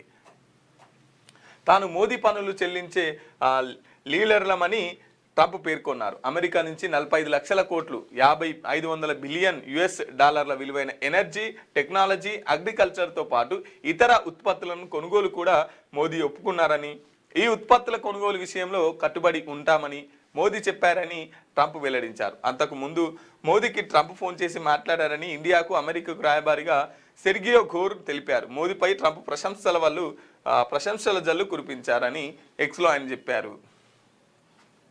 విషయం ఏంటంటే చమురు, భారతదేశానికి రావాల్సినటువంటి చమురు రష్యా నుండి వస్తుండే. రష్యా నుండి కాదు, మొన్న ఒకవేళ రష్యా నుంచి డైరెక్ట్ మీరు కొంటే ఈ టారిఫ్లు, ఈ సుంకాలు వేస్తామని చెప్పేసి ఎప్పుడైతే ట్రంప్ చెప్పిండో, పెంచిండో, ఇక అప్పటి నుంచి రష్యా నుంచి సంబంధం కట్ చేసుకొని ఇప్పుడు వెనిజులాను ఆక్రమించుకున్నారు కదా ట్రంప్ గారు. ఆయన దగ్గర చమురు ఉన్నది కదా, ఇక దాన్ని ఎట్లా అని చెప్పేసి అమ్మాలని చెప్పేసి ఇటు డైరెక్ట్ రష్యా నుండి వచ్చే చమురు ఇప్పుడు అమెరికా నుంచి వస్తుంది. ఈ అమెరికాకి ఏం వస్తుంది అంటే వెనిజులా నుంచి వస్తుంది. సో కాబట్టి ఈ ట్రేడ్ డీల్ ఓకే అయింది. కాబట్టి ఇప్పుడు మోదీ నన్ను బాగా సంతోష పెడుతున్నాడు. ఇంతకుముందుకేమో మోదీ నన్ను సంతోష పెడతలేడు అని చెప్పేసి మాట్లాడిన ట్రంప్ గారు ఇప్పుడు నన్ను మోదీ సంతోష పెడుతున్నాడు. ఎందుకంటే రష్యా నుంచి కట్ అయింది కదా, పైసలన్నీ రష్యాకు పోయేటి, ఇండియాలో ఉన్న పైసలు. అట్లా ట్రంప్ గారికి కోపం వచ్చింది. కోపం వచ్చి అట్టట్లా పోతే మీ పైసలు రష్యాకి, రష్యాతో మాకు కోపం ఉన్నది కదా, కాబట్టి నువ్వు మా దగ్గరకు వస్తావా లేకపోతే మీకు సుక్కలు చూపియాలా అనేసరికి మోదీగా ఎట్లయితే ఏముంది, మాకు కావాల్సిన చమురాయ, అది ఎవరిస్తేంది అని చెప్పేసి డైరెక్ట్ ట్రంప్తో మా ట్రేడ్ డీల్ చేసుకున్నటువంటి పరిస్థితి. ఇక ట్రేడ్ డీల్ సుమారు 500 బిలియన్ US డాలర్ల ఈ ట్రేడ్ డీల్ని ఓకే అయిందంట. ఇగో ఇప్పుడు జర సంతోష పెట్టిండు ఎవరు, మోదీ గారు కొద్దిగంత ట్రంప్ను సంతోష పెట్టిండు. రైట్, ఇక్కడ పాక్ ఆర్మీపై బలూచ్ పంచ, పాకిస్తాన్ సైన్యంపై బలూచిస్తాన్ లిబరేషన్ ఆర్మీ విరుచుకుపడుతున్నది. ఈ దాడుల్లో మహిళా సూసైడ్ బాంబర్లు పాల్గొంటున్నారు. గత 40 గంటల్లో పాక్ ఆర్మీ పోలీస్ ఫ్యాంట్రియన్ కోర్కు చెందిన 200 మంది హతమార్చినట్టు BLA తెలుస్తున్నది. ఇక పాక్ ఆర్మీ పైన బలూచ్ పంజా విసురుతున్నది. ఇందులో 2 మహిళలు వాళ్ళే సూసైడ్ బాంబులు వేసుకొని క్యాంపులు వేసినటువంటి పరిస్థితి. వాళ్ళు చనిపోతామని తెలిసినా కూడా ఆ బాంబులు వేసుకొని క్యాంపుల మీద ఉండి ఆ క్యాంపును వేల్చేసిరు, వాళ్ళు చనిపోయారు. ఇక ఎన్నికల్లో పోటీ కోసం కన్నబిడ్డనే కడతెచ్చాడు. సర్పంచ్గా పోటీ చేయాలంటే 3 పిల్లలన్న నిబంధన అడ్డొస్తుందని కన్నబిడ్డనే హత్య చేశాడో వ్యక్తి, మహారాష్ట్రకు చెందిన వ్యక్తి. తన బిడ్డ నిజామాబాద్ జిల్లా ఎడపల్లికి తీసుకొచ్చి ఈ దారుణానికి పాల్పడ్డాడు. ఇది ఎప్పుడు జరిగిందంటే సర్పంచ్ ఎలక్షన్స్ దానికి సంబంధించి జరిగింది. విషయం ఏంటంటే ఈయనకు 3 పిల్లలంట. ఇక 3 పిల్లలు ఉంటే సర్పంచ్ ఎన్నికలకు అర్హుడు కాదు కదా. మన దగ్గర ఎత్తేసిరేమో కాదు, ఎత్తలే ఉన్నదా.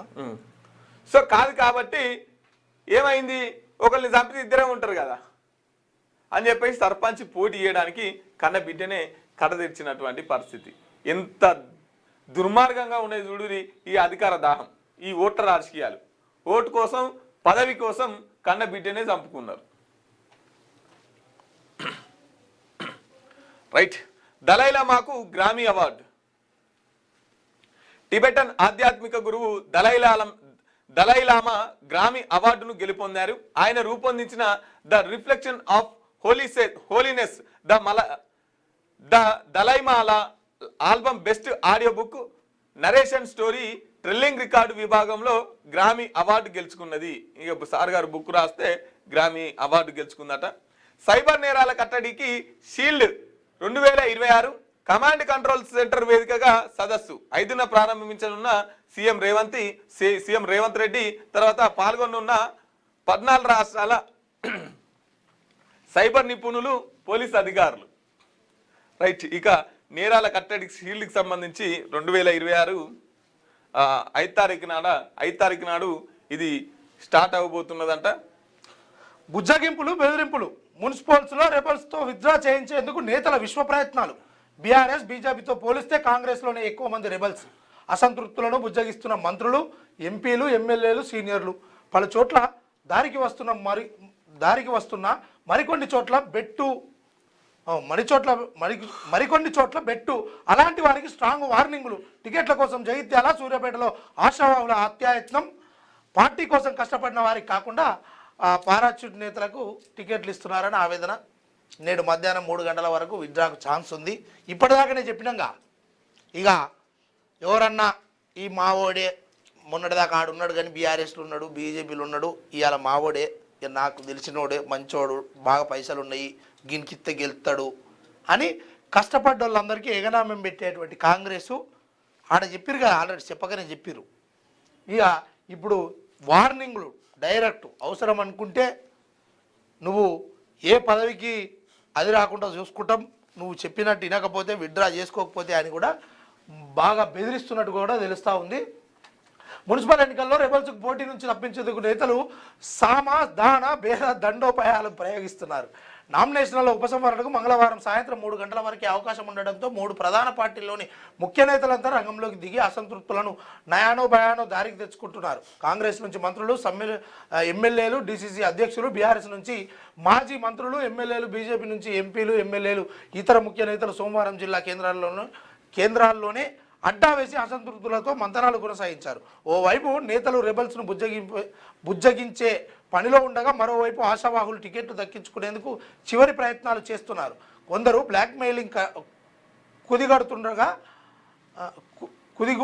కుదిగుడుతుండగా ఇంకొందరు ఏకంగా ఆత్మహత్యలకు పాల్పడుతున్నారట. జాగ్రత్తనే, పాడం పోతే నీ వాళ్ళ డబ్బీసి ఈ ఎలక్షన్లు మళ్ళా కాకపోతే మళ్ళీ వస్తాయి, నీకు మళ్ళోసారి పోటీ చేయొచ్చు. వాస్తవానికి రేవంత్ రెడ్డి చెప్తూనే ఉండు, ఈడ లంక బిందెలని వచ్చినాము, కుండలు లేవు, ఈడ గది లేవు, పైసలు లేవు, మరి నువ్వే రకంగా దోసుకుందామని వస్తున్నావు, ఇన్ని కోట్లు ఖర్చు పెట్టుకొని, కానీ ఆడ లేదట, జర సపడే కూకో, ఎందుకా మనకి ఇది, ఇండిపెండెంట్గా పోటీ వాళ్ళ పార్టీ నుంచే పోటీ చేయాల్సిన అవసరం ఏముంది, ఆ టికెట్ కావాల్సిన అవసరం ఏముంది, చచ్చిపోతే పానం వస్తుంది. ఇదంతా ఏ కురి వాడవాడో గాడిద కొడుకు ఆడ బిడ్డను చంపిండట, నీ పానం జాగ్రత్త. ఇవాళ కాకపోతే బతుకుంటే బఠానీలు అమ్ముకునైనా బతుకోవచ్చు, అవసరమానే ఇట్లా. ఈయన రాహుల్ వర్సెస్ రాజ్నాథ్, ఆర్మీ మాజీ చీఫ్ నరవణే రాసిన బుక్పై లోక్సభలో రగడ. ఇండియాలోకి చైనా ఆర్మీ ప్రవేశించినట్టు బుక్లో ఉందన్న ప్రతిపక్ష నేత ఆ బుక్పై ఓ మ్యాగజైన్లో ప్రచురిత కథనాన్ని చూపుతూ నిలదీత. పబ్లిష్ కాని బుక్ను ఎలా పరిగణలోకి తీసుకుంటారన్న రాజ్నాథ్, కల్పిత విషయాలతో సభను తప్పుదోవ పట్టించొద్దన్న అమిత్ షా, సభను రోజంతా వాయిదా వేసిన స్పీకర్ ఓం బిర్లా. ఇక ఆ పుస్తకం రాసే దశలోనే ఉంది. ఆ పుస్తకాన్ని తీసుకొచ్చి అందులో ఆ అంశాలు ఉన్నాయి, అట్టెట్లా ఇట్టెట్లా అని లొల్లి గాయకత్తర లేపిండట మన రాహుల్ సారు. రాహుల్ సార్ లేపితే వాళ్ళు కూడా నువ్వు అట్లెట్లా మాట్లాడతావు, ఇట్లెట్లా మాట్లాడతావు అని వాళ్ళు చేసే గందరగోళం. మొత్తానికి సభ వాయిదా పడ్డది. నిన్న పూర్తిగా ఒక దినమంతా వేస్ట్ అయినట్టుగా తెలుస్తుంది. ఇంకేముందిగా ఇక తీన్మారు కేంద్ర అప్పుల 214 లక్షల కోట్లు కేంద్రం అప్పు అయితే ఉంది. మన తెలంగాణ రాష్ట్రంది మొన్న నిన్న నేడు ఇలా అంత పెరుగుతుందన్న. అట్లా చిన్న అండకేంచి పెద్ద అండకు, నడపండకు వచ్చింది, నడపండకు కొట్టి పెద్ద అండకు వచ్చింది అన్నట్టు. ఇట్లా 214 లక్షల కోట్లు ఇప్పుడు కేంద్రం అప్పులో ఉంది. అందులో మన వాటా ఎంతనో తెలుసు కదా. ఇప్పుడు ఆ బుల్లెట్ ట్రైన్ హబ్గా హైదరాబాద్ 3 గంటల్లోనే సిటీ నుంచి ముంబై, చెన్నై, బెంగళూరు వెళ్ళొచ్చు. రైల్వే మంత్రి అశ్విని వైష్ణవ్ తెలంగాణ రైల్వే ప్రాజెక్టులకు 5,000 కోట్లు కేటాయించడం కాంగ్రెస్ హయాంలో ఉమ్మడి ఏపీతో పోల్చితే 6 రెట్లు ఎక్కువని వెల్లడించారు. రాష్ట్రానికి కొత్తగా ప్రకటించిన 3 హైస్పీడ్ ట్రైన్లతో హైదరాబాద్ త్వరలోనే హైస్పీడ్ బుల్లెట్ ట్రైన్ మేజర్ హబ్గా మారుతోందని రైల్వే శాఖ మంత్రి అశ్విని వైష్ణవ్ అన్నారు. ఇది తెలంగాణ ఆర్థిక అభివృద్ధికి ఎంతగానో దోహదం చేస్తుందని చెప్పారు. రవాణా సహా అనేక కీలక అంశాల్లో లబ్ధి చేకూరుతుందన్నారు. హెల్త్ కేర్, ట్రాన్స్పోర్ట్, ఎడ్యుకేషన్ ఊతం ఇవ్వనున్నట్లు చెప్పారు. అలాగే దక్షిణాది రాష్ట్రాలకు డైమండ్ ప్రాజెక్టుగా అభివర్ణించారు. వీలైనంత త్వరగా సమగ్ర ప్రాజెక్టు నివేదికలు రూపొందించి అలైన్మెంట్ ఖరారు చేయనున్నట్లు వెల్లడించారు. సోమవారం ఢిల్లీలోని రైల్వే భవన్లో మీడియాతో అశ్విని వైష్ణవ్ మాట్లాడారు. ఈ సందర్భంగా తెలుగు రాష్ట్రాల్లో రైల్వే ప్రాజెక్టుల కోసం కేంద్ర బడ్జెట్లో చేసిన కేటాయింపులను వివరించారు. హైదరాబాద్, చెన్నై, హైదరాబాద్ టు పూణే, హైదరాబాద్ టు బెంగళూరుకు 3 కొత్త హైస్పీడ్ ట్రైన్లు రానున్నట్టు మొన్న ప్రవేశపెట్టినటువంటి బడ్జెట్లో తెలంగాణకి ఇచ్చింది ఏందా అంటే ఇదొకటే. మిగతా అన్ని మూసీ నది శుద్ధి, అటు 666, ఇంకోటి ఈ సిటీ ఆ సిటీ ఇవన్నీ చెప్పుకోరు కదా మనోళ్ళు. కేంద్రం నుంచి భారీ నగదు వస్తుంది, ఇక మొత్తం మేము తెలంగాణ అద్దంతునిక చేస్తామన్నారుగా. ఇప్పుడు పెద్ద గుండుసున పెట్టిర్రు, ఇక ఓన్లీ గివే ఇస్తురు. మనకు కేంద్రం నుంచి ఏం వస్తలేవు, ఈ బీజేపీ ఎంపీలు ఉన్న వేస్టే, అసలు కేంద్రం మనల్ని పట్టించుకుంటలేదని దుమారం లేపారు. రైట్. ఇక రోజు మోమోస్ తినేందుకు 85 లక్షలు నగదు ఇచ్చేశాడు. ఊరిని మోమోస్ పాడుగాను గారు. బాలుడిని మోసం చేసిన 3 కేటుగాళ్ళు. యూపీలోని దేవరియా జిల్లాలో ఘటన. ఉత్తరప్రదేశ్లోని దేవరియా జిల్లాలో ఒక వింత మోసం వెలుగులోకి వచ్చింది. ఒక బాలుడికి మోమోస్ ఆశ చూపించి మోసగాళ్లు 85 లక్షల నగలను కొట్టేశారు. బాలుడు తండ్రి పోలీసులకు ఫిర్యాదు చేయడంతో ఈ విషయం వెలుగులోకి వచ్చింది. ఫిర్యాదులో పేర్కొన్న వివరాల ప్రకారం వారణాసికి చెందిన విమలేష్ మిశ్రా ఓ ఆలయంలో పూజారిగా వ్యవహరిస్తున్నారు. ఆయన కొడుకు స్థానిక పాఠశాలలో 7వ తరగతి చదువుతున్నాడు. 12 ఏళ్ల ఆ బాలుడికి మోమోస్ అంటే చాలా ఇష్టం. తరచూ తమ ఇంటికి వచ్చి దగ్గరలోని మోమోస్ స్టాల్ వద్దకు వెళ్లి తింటుండేవాడు. సదరు మోమోస్ స్టాల్ 3 యువకులను నడిపిస్తున్నారు. తరచూ వస్తున్న బాలుని గమనించారు. మోమోస్ పట్ల ఆ బాలుని ఉన్న ఇష్టానికి క్యాష్ చేసుకోవాలని చెప్పేసి మొత్తం మీద అయితే ఆ బాలుడితోని 85 లక్షలు కొట్టేసిరు. మోమోస్ ఆశ చూపించి ఇక మీకు రోజు మోమోస్ పెడతాం, ఇక నువ్వు తింటున్నా అని చెప్పేసి ఆ బాలుంతులో 85 లక్షలు చోరీ చేసినటువంటి పరిస్థితి. రైట్. ఇది వెలుగు దిన పత్రిక మిత్రులారా. ఒకసారి ఆదాబ్ హైదరాబాదు చూసుకునే ప్రయత్నం చేద్దాం. దేశ చరిత్రలో అత్యధిక వేగంతో bullet train high speed corridor project మంజూరు. ఇది సక్సెస్ అయితే రవాణా రంగం అభివృద్ధి జరుగుతుంది. కర్నూలు, ఖమ్మం, అమరావతికి గంట ప్రయాణం. బెంగళూరు, చెన్నై నగరాలకు 4 గంటల్లో చేరుకోవచ్చు. తిరుపతి ప్రయాణం ఇక కేవలం 3 గంటలే. 3 గంటలలో తిరుపతి పోవచ్చట. వేగంగా అభివృద్ధి. ఇది మన అభివృద్ధి కాదు, ఇది పేదల అభివృద్ధి కాదు, ఇది సంపన్నుల అభివృద్ధి. కేసీఆర్ మీరెలా జాతిపిత అవుతారు? అక్రమ మార్గాలు ఎంచుకున్నప్పుడు ప్రజాస్వామ్యబద్ధంగా విచారణ తప్పదు. ప్రజలు తిరస్కరించినప్పుడు అర్థం చేసుకోవాలి. మీరు చేయాల్సిన తప్పులన్నీ చేశారు. తప్పులు గ్రహించి ప్రజాక్షేత్రం నుంచి తప్పుకోవాలి. జస్టిస్ సుదర్శన్ రెడ్డికి రావి నారాయణ రెడ్డి పురస్కారం. కేసీఆర్ పై విమర్శనాస్త్రాలను సంధించినటువంటి సీఎం రేవంత్ రెడ్డి గారు. రైట్. ఇక కేసీఆర్ గారు మీరెలా జాతిపిత అవుతారని చెప్పేసి ముఖ్యమంత్రి రేవంత్ రెడ్డి అంటున్నారు. వాస్తవంగా జాతిపిత ఈ దేశంలో జాతిపిత అని అనాలంటే ఎవరిని అనొచ్చు అంటే ఎవరిని? మన జ్యోతిరావు పూలేని జాతిపిత అనొచ్చు. ఎందుకంటే జ్యోతిరావు పూలే ఈ దేశంలో అట్టడుగు వర్గాల దగ్గరికి విద్యను తీసుకెళ్ళిండు. వాళ్ళ భార్యను కూడా ఒక టీచర్ని చేసి స్కూళ్ళు పెట్టి ఈ దేశంలో ఉన్నత విద్యను పంచిండు. కాబట్టి ఒకవేళ అంటే గింటే జ్యోతిరావు పూలేని మహాత్మా అనొచ్చు. మరి వాస్తవంగా మహాత్మా గాంధీని ఏమంటున్నాం? జాతిపిత అంటున్నాం కదా. మరి నిజంగా మహాత్మా గాంధీ జాతిపితేనా? ఎవరన్నా ఒకసారి గూగుల్లో కొట్టి చూడండి. మహాత్మా గాంధీకి జాతిపిత అవార్డు ఎవరిచ్చిర్రు? మహాత్మా గాంధీ జాతిపిత ఎలా అవుతాడు అని చెప్పేసి ఒకసారి గూగుల్లో కొట్టి చూడండి. మహాత్మా గాంధీ కూడా జాతిపిత ఎవరు ఇయ్యలే, ఆయన కాన్నే పెట్టుకున్నాడు. సో ఇప్పుడు సేమ్ యాజ్ గా కేసీఆర్ కూడా జాతిపిత కావడానికి వాళ్ళ దగ్గరలో ఉన్న కొంతమందిని కార్యకర్తలను పెట్టుకొని జాతిపిత అనగానే ఇప్పుడు రేవంత్ రెడ్డి కూడా జాతిపిత అయిపోతున్నాడు.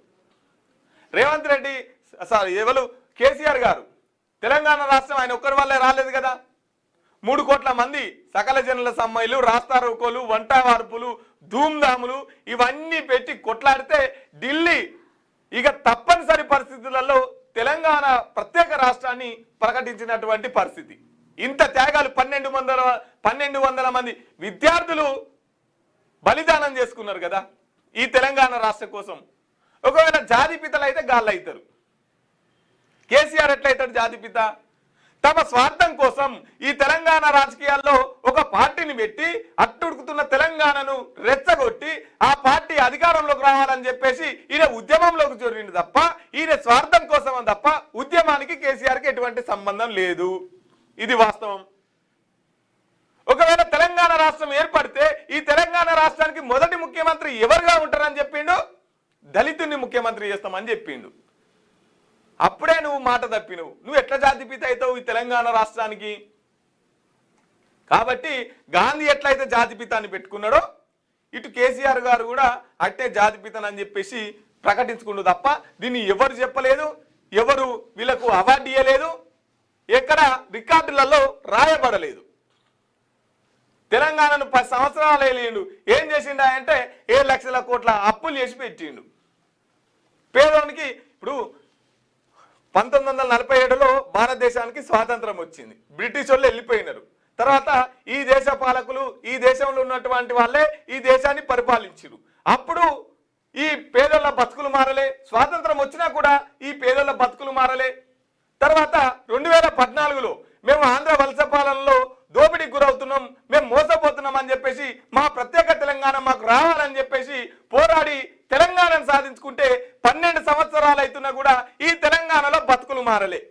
అటు స్వాతంత్రం వచ్చినా ప్రయోజనం లేకుండా పోతుంది, ఇక్కడ తెలంగాణ వచ్చినా కూడా ప్రయోజనం లేకుండా పోతుంది. కాబట్టి ఈ తెలంగాణ జాతిపిత అయితే ఒకవేళ అమరులు అవుతారు, జయశంకర్ సార్ అవుతాడు, లేకపోతే కాళోజీ అవుతాడు తప్ప కేసీఆర్ గారు ఎట్లా అవుతారు ఈ తెలంగాణకి జాతిపిత? ఈయనకి ఎవరిచ్చిర్రు ఆ అవార్డు? ఎవరు రికార్డులలోకి ఎక్కిచ్చిర్రు? కాబట్టి తెలంగాణ జాతిపిత అని పెట్టుకోవడం సరి అయింది కాదని చెప్పేసి కాదు. వీళ్ళంతా డైవర్షన్ పాలిటిక్స్ చేస్తావు. ఇప్పుడు కేసీఆర్ తోటి ఏమైనా పంచాయతా? ఏ పనికి వచ్చేది ఉన్నా అని నాకు అర్థం కాదు. మనోడే మందా తింటే తిన్నాడేమో 7 లక్షలు కాకపోతే 5 లక్షలు తిన్నాడేమో తింటే తిన్నాడు. మన మంది తిన్నారు, మన రాష్ట్రపోడే కదా, మనోడే కదా.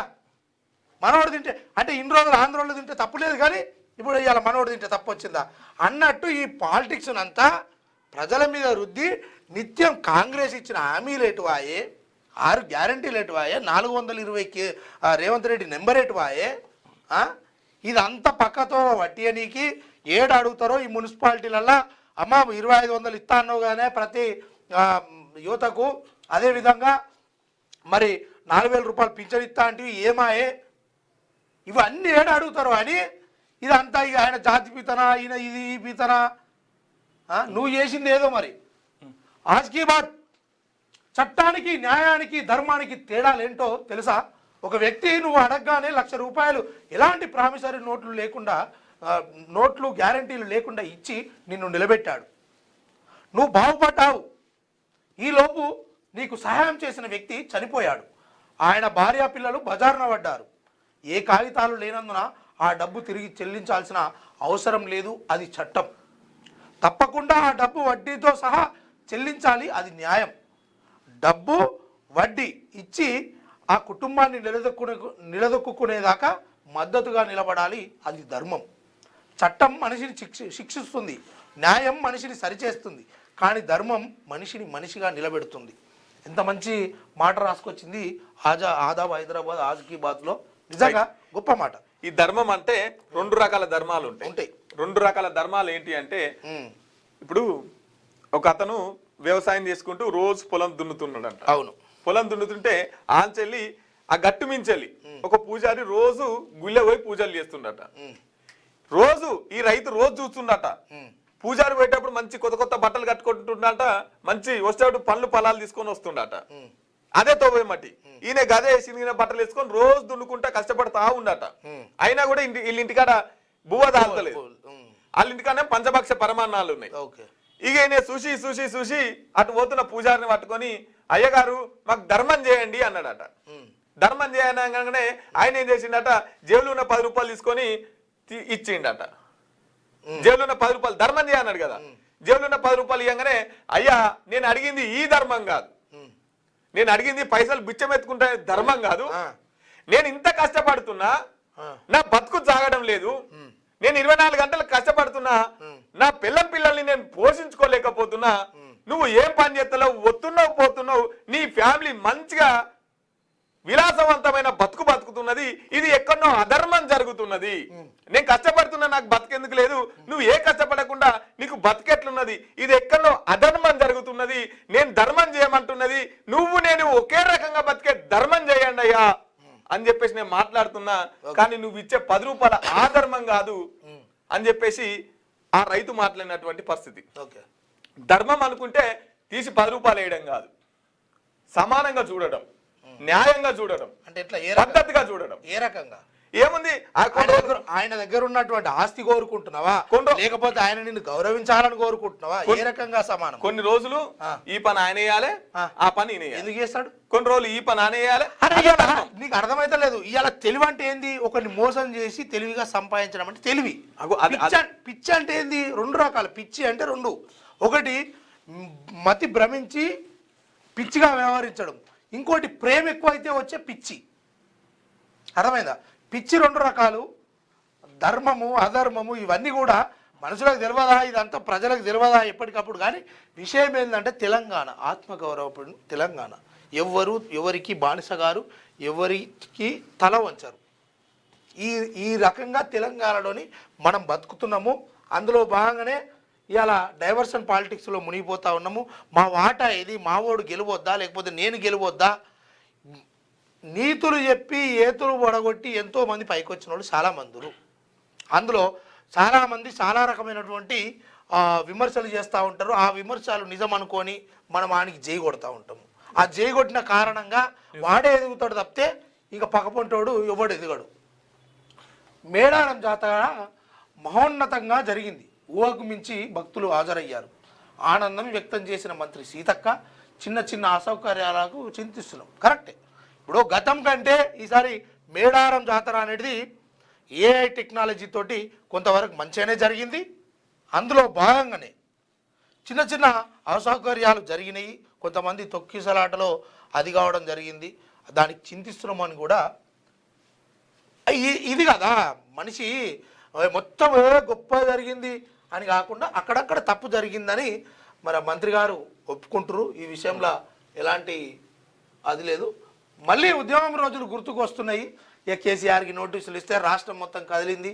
ఫోన్ ట్యాపింగ్ చేయాల్సిన అవసరం మాకు లేదు. ఈ కేసులు అబద్ధాలు ఒక్కొక్కటి తేలిపోతున్నాయి. రాష్ట్రంలో పాలనా వైఫల్యం స్పష్టంగా కనిపిస్తుంది. దావోస్ నుంచి వచ్చిన పెట్టుబడులు ఏమిటో చెప్పాలి. కేంద్ర బడ్జెట్లో తెలంగాణకు ఒరిగింది ఏమీ లేదు. తీవ్ర విమర్శలు గుప్పించిన కేటీఆర్. ఇది అంతే సార్. రైట్.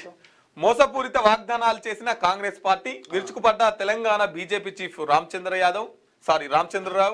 2 ఏళ్లు దాటిన రాష్ట్రంలో అభివృద్ధి కనిపించడం లేదు. కేంద్ర ప్రభుత్వ నిధుల కోసమే మున్సిపల్ ఎన్నికల నిర్వహణ. రాష్ట్రంలో అధికారంలో ఉన్న కాంగ్రెస్ ప్రభుత్వంపై రాష్ట్ర బీజేపీ అధ్యక్షులు రామచంద్రరావు విరుచుకుపడ్డారు. కేంద్రం ప్రభుత్వం నుంచి వచ్చే నిధుల కోసమే మున్సిపల్ ఎన్నికలు నిర్వహిస్తున్నారని అన్నారు. హైదరాబాద్లో ఆయన మీడియాతో మాట్లాడుతూ కాంగ్రెస్ ఎన్నికల ముందు ఎన్నో మోసపూరిత వాగ్దానాలు చేసిందని ఆరోపించారు. అధికారంలోకి వచ్చి 2 ఏళ్లు దాటినప్పటికీ ఇచ్చిన హామీలను అమలు చేస్తలే అని చెప్పేసి బీజేపీ చీఫ్ మాట్లాడుతున్నారు. 2 ఏళ్ళైనా వాళ్ళు ఏం అమలు చేస్తలేరు. 12 ఏళ్ళైనా బీజేపీ పార్టీ సెంట్రల్లో ఏం అమలు చేస్తలేరు. రైట్. ఇన్వెస్టర్లకు చుక్కలు చూపిస్తున్న గోల్డ్. భారీగా తగ్గిపోతున్న బంగారం ధరలు. 24 క్యారెట్ల గోల్డ్ ధర 1,52,390 రూపాయలు. 22 క్యారెట్ల 10 గ్రాముల ధర 1,38,900 రూపాయలు. కిలో వెండి ధర 3 లక్షలకు చేరిక. ఇప్పుడు ఏ రేట్ అయినా కూడా మనం అంచనా వేసి చెప్పుకోగలుగుతాం, కానీ ఈ రేటు ఇంతవరకు ఉంటుందని చెప్పేసి మార్కెట్లోకి డబ్బులు పట్టుకపోతాం. కానీ బంగారాన్ని కొనడానికి పోతే ఎన్ని డబ్బులు పట్టుకపోవాలో ఎవరికి తెలుస్తలేదు. ఎందుకంటే అది ఎప్పుడు పెరిగేది తెలుస్తలేదు, ఎప్పుడు తగ్గేది తెలుస్తలేదు. గంటకు పెరుగుతుంది, గంటకు తగ్గుతుంది. కాబట్టి ఈ బంగారం రేటుని ఎవరు పట్టుకోలేకపోతున్నారు. కలకలం రేపుతున్న పులి సంచారం. తెలుగు రాష్ట్రాల ప్రజలకు కరువైన కంటిమీన కొడుకు. తొర్రేడులో పులి జాడలతో ప్రజలు భయాందోళన. అప్రమత్తంగా ఉండాలని అటవీ అధికారుల హెచ్చరిక. పులిని పట్టుకునేందుకు బోను, సీసీ కెమెరాల ఏర్పాటు. ఇక ఈ కోతుల బెడద మొన్నటిదాకానేమో కుక్కల బెడద ఉంది. అంత ముందుకు సర్పంచ్ ఎలక్షన్లలో కోతుల బెడద ఉండే. ఇప్పుడు ఏకంగా పుల్ల బెడద. ఇట్లున్నాయి తెలంగాణ ప్రజలకు. చెంగిచెర్ల భూములపై కబ్జా ముఠా కన్ను. మాజీ విఆర్ఓ కుటుంబ సభ్యుల పేరు మీద అక్రమంగా భూముల నమోదు. రంగ శ్రీనివాస్ గౌడ్ చేసిన అక్రమాలపై ఇప్పటికే నమోదైన కేసులు, రికార్డులు కాలిపోవడంతో అక్రమంగా పహానీలో పేర్లు నమోదు చేసుకోవడం, రెవెన్యూ రికార్డులు కాలిపోతే ఆర్డీఓ, కలెక్టర్, సిసిఎల్ఏలో రికార్డులు ఏమైనట్టు? మాజీ విఆర్ఓ రంగరాజారాం సర్వీస్ బుక్ రికార్డులో ప్రభుత్వానికి చూపిన భూమి ఎంత? తెలంగాణ రాష్ట్ర భూ పరిపాలన కమిషనర్ తన బాధ్యతలు మరిచారా? ఇక్కడికి సంబంధించి అక్రమంగా భూ ఆక్రమణలు చేసి కోట్లు కొల్లగొట్టిన కుటుంబంపై ఇన్కమ్ ట్యాక్స్ అధికారులు దృష్టి పెట్టి విచారణ చేస్తే కళ్ళు బైర్లు గమ్మే విషయాలు బహిర్గతం అవుతాయని ఒక ఆదాపు అయితే ఒక కథనం తీసుకొచ్చింది. ఎందుకంటే నకిలీ డాక్యుమెంట్లతోటి మాజీ విఆర్ఓ ఈయన ఒక భూములు కొన్ని అక్రమంగా ఆయన పేరు మీద చేసుకుండట. దానికి సంబంధించినటువంటి మా దగ్గర అన్నీ ఉన్నాయి. ఆదాపు హైదరాబాదు రాసుకొచ్చిన కథనం ఏంటంటే దీనికి సంబంధించి ఆయనకు అంటే సంపాదన కంటే ఎక్కువ ఆస్తులు ఉన్నాయి. ఆయన మీద విచారణ జరగాలి. ఇక మీరు ఆ విచారణలో మొత్తం పరిశీలిస్తే, విచారణ జరిపిస్తే మీ కండ్లు బైర్లు కమ్ముతాయి.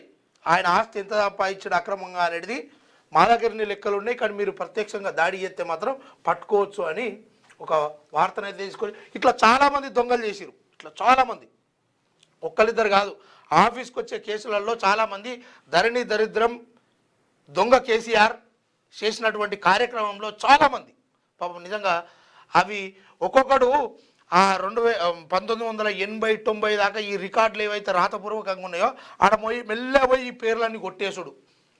ఓడైతే వారసత్వకంగా తుర్కొల్ల భూమి హిందువులకు వారసత్వం వచ్చింది అంటే ఎట్లొచ్చిందో మరి ఆ కేసీఆర్ చెప్పాలి, అదేంది ఆ ధరణి పెట్టినోడు తీసుకురమ్మనోడు చెప్పాలి, లేకపోతే అక్కడ నిర్వహించినటువంటి ఉంటారు కదా అధికారులు వాళ్ళన్నా చెప్పాలి. అది కొట్టేసినోడు అది ఎక్కించినోడు వాళ్ళు తప్పనిసరిగా చెప్పాల్సి ఉంటుంది. దాని గురించి రైట్. మేము ఎవరి మీద కక్ష సాధించడం లేదు. ఫోన్ ట్యాపింగ్ దుశ్చర్యలు బయటపడతాయి. దోషులు ఎవరో తేల్చాల్సిన బాధ్యత ఉంది. తప్పు చేసిన మా మీదే అభియోగాలు మోపుతున్నారు. ఎంతటి వారైనా శిక్ష తప్పదు. మంత్రి శ్రీధర్ బాబు వెల్లడి. ఇక ఎంతటి వారైనా ఫోన్ ట్యాపింగ్ కి సంబంధించి ఇక మేమేం కక్ష సాధింపులకు చేయట్లేదు, చట్టం తన పని తను చేసుకుంటూ పోతుంది అని చెప్పేసి మాట్లాడుతున్నారు శ్రీధర్ బాబు గారు. రైట్. భారత్కు గుడ్ న్యూస్ చెప్పిన ట్రంప్, ప్రధాని మోదీతో ట్రంప్ ఫోన్ కాల్, అనంతరం ట్రూత్ సోషల్ మీడియాలో పోస్ట్, టారిఫ్లు 25% నుంచి 18% తగ్గింపు. మొత్తం 50 నుంచి 7% తగ్గినట్టు. ఒకసారి నమస్తే తెలంగాణ పత్రిక చూసుకుందాం. నువ్వే అవుతావు ఇక. వాణిజ్య ఒప్పందానికి ఓకే, భారత్ అమెరికా అంగీకారం, భారత్పై టారిఫ్లు 25% నుంచి 18% తగ్గింపు, ప్రతిగా అమెరికాపై సుంకాలు 0% భారత్ తగ్గిస్తుంది, అమెరికా అధ్యక్షుడు ట్రంప్ ధీమా. నమస్తే తెలంగాణ. ఇక చైనా చొచ్చుకొస్తుంటే చేతులెత్తేసిన మోదీ. 2020 గల్వాన్ ఘర్షణ సమయంలో సరిహద్దుల వైపు చైనా సైన్యం ఎలా ఎదుర్కోవాలో ఆదేశాలు ఇవ్వాలని కేంద్రాన్ని కోరిన ఆర్మీ చీఫ్ నరవనే. పరిస్థితి చేదారుతున్న కేంద్రం తాత్సాహారం. 4 స్టార్స్ ఆఫ్ డెన్సిటీ పుస్తకంలో నవరనే సంచలన విషయాలు. ఇక చైనా సొచ్చుకొని వస్తున్నది, చైనా అంతకింతే మన భారతదేశానికి సొచ్చుకొని వస్తుంది. దీన్ని ఎట్లా ఎదుర్కోవాలో కేంద్రం సప్పుడు ఎత్తలేరు, మాకు ఆదేశాలు ఇవ్వని చెప్పేసి ఓ పుస్తకంలో రాసినటువంటి పరిస్థితి. ఇక ఏడాదిలో కాదు 5 ఏళ్లలో 2 లక్షల ఉద్యోగాల భర్తీ. అటు ప్రియాంక గాంధీ, రాష్ట్రంలో కాంగ్రెస్ ప్రభుత్వం రాగానే నిరుద్యోగ యువతకు ఏడాదిలో 2 లక్షల ఉద్యోగాలు భర్తీ చేస్తాం, అమలు చేయకపోతే ప్రభుత్వాన్ని ప్రశ్నించండి అని చెప్పేసి ప్రియాంక గాంధీ వాళ్ళు ఇచ్చిన హామీలు అయితే ఏవైతున్నాయో 2 ఏళ్లలో ఏవైతున్నాయో మన సారు మన ఏలువాడు ఉన్నప్పుడు గీ ఇందిరా పార్క్ కాడ ధర్నా అని ఎప్పుడైనా పేపర్లు వచ్చిందానే? ఆ ధర్నా చౌకులు ఎత్తి మనం ఇప్పుడు ఎప్పుడు నీ గురించే మాట్లాడుకోవాల్సి వస్తుంది కేసీఆర్ గారు. ఎందుకంటే మీరు ప్రభుత్వంలో ఉన్నప్పుడు చేసినటువంటి కథలు కార్యక్రమాలు ఇవి ఇప్పుడు పక్కకు పెడితే తెలంగాణ రాష్ట్రంలో కాంగ్రెస్ ఇచ్చిన హామీల పట్ల మీరు మాట్లాడండి, అటువైపు ప్రజలకు అండగా నిలబడి మాట్లాడండి. అంతేగాని మీరేం ఏమి సుధపూస ఏలువాడు ఏం చేయలేదు, ఈ తెలంగాణ రాష్ట్రాన్ని మరింత అద్దంతునికి ఏం చేయలేదు, బంగారు తునిక ఎత్తా అంటే. రైట్. నిరుద్యోగ యువతపై పగ, నిలువెల్ల దగ, పాత దరఖాస్తులన్నీ రద్దు, కొత్తవన్నీ పెండింగ్. ఏడాదిగా యువ వికాసం కోసం ఎదురుచూపు. గత ఫిబ్రవరిలో ఇస్తామన్న రాష్ట్ర సర్కార్ ప్రకటన. దరఖాస్తుల స్వీకరణ మొదలే కాని పథకం. మరోవైపు బీఆర్ఎస్ హయాంలో స్వీకరించిన 10 లక్షలకు పైగా యువత దరఖాస్తుల తొలగింపు. రుణాల కోసం నెలలుగా దరఖాస్తుల నిరీక్షణ. పథకం మూసే ఎత్తని ముఖ్యమంత్రులు మంత్రులు. ఇక నిరుద్యోగ యువతకు నిరుద్యోగ భృతి ఇస్తామన్నారు. 2 లక్షల ఉద్యోగాలు ఇస్తామన్నారు. సంవత్సరంలోనే ఫీజు రియంబర్స్మెంట్ చేస్తా అన్నారు. ఇవి ఏవి చేయలేదు. నిరుద్యోగులంతా మళ్ళీ రోడ్ల మీదకి వచ్చి కొట్లాడుతున్నటువంటి పరిస్థితి. వాళ్ళని మళ్ళీ సేమ్ అప్పుడే ఎట్లా చేసిరో, గత ప్రభుత్వం ఎట్లా చేసిందో వీళ్ళు కూడా అదే పోలీసులను పెట్టి అడ్డుకుంటున్నటువంటి పరిస్థితి. ఎంతసేపు కాంగ్రెస్ పోతే బీఆర్ఎస్, బీఆర్ఎస్ పోతే కాంగ్రెస్, ఇక ఇంకో ప్రత్యామ్నాయ పార్టీయే లేదు. ఎవడు తీసుకొచ్చినా కానీ వారి ప్రయోజనాల కోసమే తీసుకొచ్చే దృశ్యంగా జరుగుతుంది. ప్రజలు మేల్కోవాలి. ప్రజలు ఈ విషయాన్ని స్పష్టంగా అర్థం చేసుకోవాలి. నిజంగా ఏం జరుగుతుంది తెలంగాణ రాష్ట్రంలో? ఎప్పటికప్పుడు డైవర్షన్ పాలిటిక్స్ ఎట్లా చేస్తూ ఉన్నారు? నిజంగా మరి పాలిటిక్స్ మీద మనకు హక్కు లేదా? మన వాటా లేదా? నిజంగా మనము మరి మా ముఖ్యమంత్రి పొజిషన్కు పోద్దా?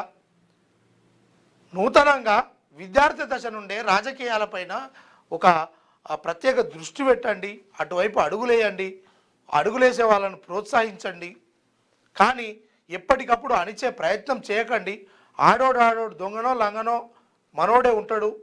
కానీ ఏది మంచి ఏది చెడు అనేది ఒక నిజ నిర్ధారణకు రండి. అంతేగాని ఇక బురద జల్లుకునే ప్రయత్నము, ఈ దొంగలు ఇద్దరు కీసులాట పెట్టుకున్నట్టే ఉంటుంది. కానీ ఇక నేను 5 సంవత్సరాలు అయిపోయింది కదా, నీది 5 సంవత్సరాలు, నీది అయిపోయింది కదా, నేను ఎట్టి పరిస్థితుల్లో వీళ్ళు మనకు అధికార దిశగా ఏం లేదు. మరి కవితకు కూడా పార్టీ పెడుతుందని తెలుస్తూ ఉంది. అందులోనన్నా మెజార్టీగా ఉన్నటువంటి ముదిరాజులకు ఆ పగ్గాలను అంది. లేకపోతే నిజంగా కవితకు కూడా ఒక ఆలోచిస్తున్నట్టు తెలుస్తుంది. ఎందుకంటే ఈటల రాజేందర్ గారిని తీసుకొచ్చి ఈ పార్టీకి కీలకంగా వ్యవహరించే విధంగా చేయాలని అనుకుంటుంది అన్నట్టుగా మనసులో మాట అట్లా తెలుస్తూ ఉంది. మరి నిజంగా ఇప్పుడు ప్రస్తుత పరిస్థితుల్లో ఈటల రాజేందర్ పెట్టాలనుకుంటే ఒక పార్టీ పెట్టలేడా? లేకపోతే నీలమ్మ ముదిరాజు ఒకటి పెట్టలేడా? కానీ ఎందుకు పెట్టలేకపోతుర్రు ఏంది అనేది సన్నాహాలు జరుగుతూ ఉన్నాయి. వాటి విషయంలో తెలంగాణ రాష్ట్రంలో అయితే మరో 2 రాజకీయ పార్టీలు పుట్టబోతున్నాయి అన్న ఒక విశ్వసనీయ సమాచారము అయితే ఉన్నది. ఎంతవరకు వస్తుంది అనేది చూద్దాం. రైట్. విద్వేషం వద్దన వద్దే విషయం చిమ్మిన సీఎం. ఇక నిన్న అవార్డు దానికి సంబంధించి ఇక విద్వేషాలు వద్దన్నాడు, ఆయన విషయం చిమ్ముతున్నాడు అని చెప్పేసి సర్కార్కు సుప్రీంలో ఎదురు దెబ్బ. సోషల్ మీడియాలో పోస్టులు పెట్టే వారి గొంతు నొక్కాలని రాష్ట్ర ప్రభుత్వం కుట్రను సుప్రీంకోర్టు అడ్డుకున్నది. ప్రజాస్వామ్యంలో విమర్శలకు తావులేదనే ధోరణిలో పోలీసు పెట్టిన కేసును హైకోర్టు కొట్టేసిన రేవంత్ రెడ్డి ప్రభుత్వం మొండిపట్టుతో సుప్రీంకోర్టులో వెళ్లి ఓడిపోయింది.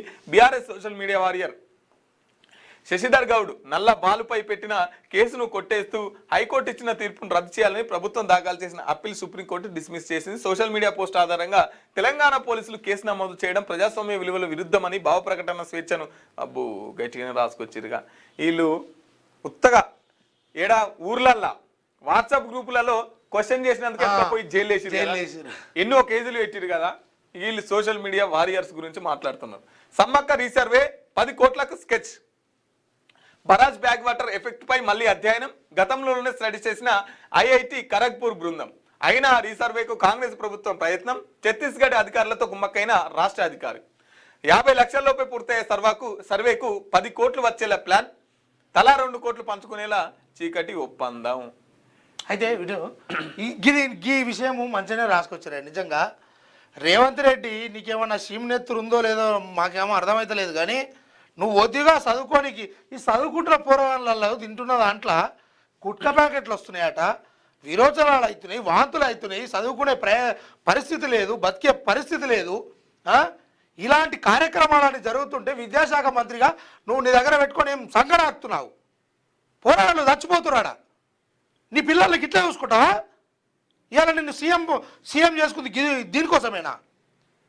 తెలంగాణ రాష్ట్రంలో ఉన్నటువంటి 7 హాస్టల్ ప్రభుత్వ హాస్టల్ ఉన్నాయో అక్కడ జరుగుతున్నటువంటి ఆ పిల్లలకు అందాల్సినటువంటి పూలు పండ్లు అవి ఏవైతే ఉన్నాయో తిననీకి అవన్నీ అసలు అరకొరనేనట. అందులో అన్నం పెట్టినా షారు పోసినా పొద్దుంకలు పనులు పడుతున్నాయట. మరి 6 నెలలను తీసేయచ్చు కదా.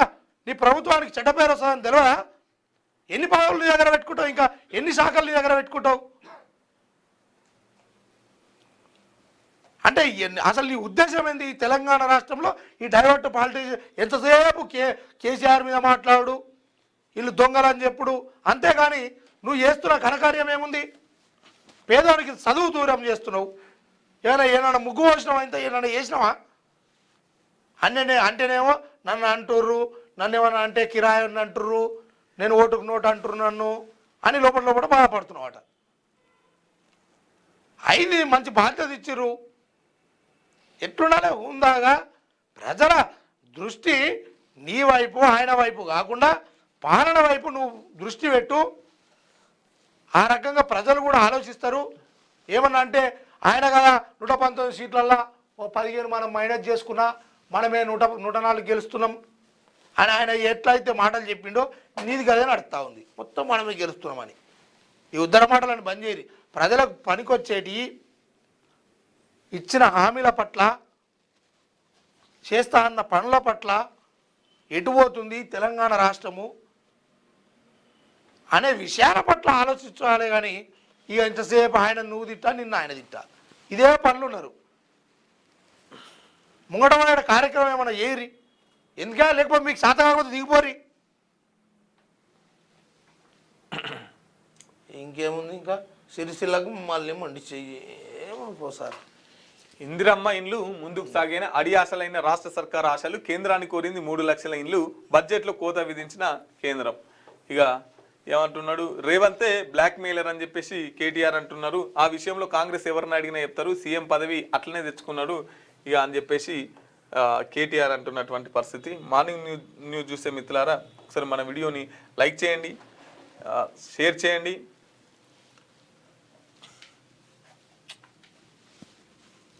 రైట్, మన వీడియోస్ని కామెంట్స్ మీ అభిప్రాయం తెలపండి మిత్రులారా. వీడియోని లైక్ చేయండి, మీ అభిప్రాయాన్ని కామెంట్ చేయండి మిత్రులారా.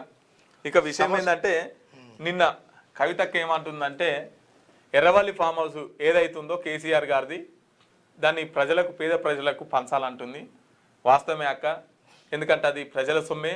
అలాగే మీరు కట్టుకున్నటువంటి బంగ్లా 340 కోట్లు పెట్టి బంగ్లా కట్టుకున్నారు.